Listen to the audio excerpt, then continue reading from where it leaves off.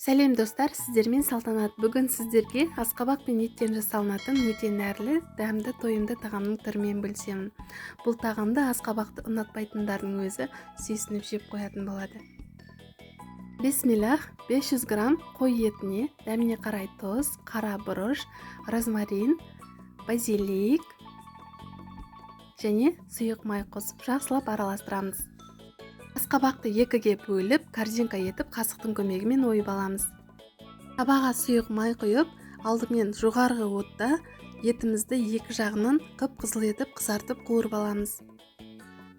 Екі жағы да қып-қызыл болып қуырылған соң, өте төмен отта 20 минуттай етіміз жартылай дайын болғанша қуырамыз.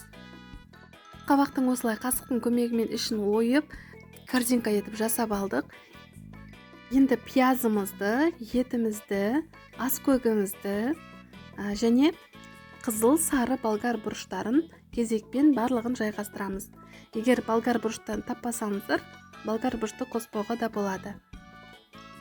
Корзинканың ішіне сыйғанша барлығын осылай кезекпен жайғастыратын боламыз. Асқабақтың астына міндетті түрде 2 қабат етіп фольга саламыз. Буға піскен соң асқабақ пен еттің сөлі өте әдемі болып шығады, сондықтан ешқандай су құймаймыз. Қуырылған етіміздің майынан құямыз, 3-4 ас қасық. Асқабақ піскен соң жұмсарып өте сұлу болады, сондықтан фольганы міндетті түрде 2 қабат етіп төсеңіздер. Асқабақтың екінші бетін осылай бетінен жауып, ақ маймен бетін майлап шығамыз. Пісіп дайын болған кезде беті күйіп кетпеу үшін осы жасалынады. Фольганы жақсылап асқабақтың сыртынан орап шығамыз. 180-200 градуста қызып тұрған пеште 1,5-2 сағатта пісіп дайын болады. 1,5-2 сағатыңызды алғанымен ол соған тұрарлық болады. Өте дәмді, нәрлі болып шығады.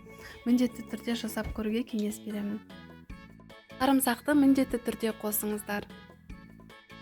Сарымсақ ет пен асқабаққа сіңіп өте ерекше дәмді болып шығады. Бұл тағам менің жолдасымды таңғалдырды.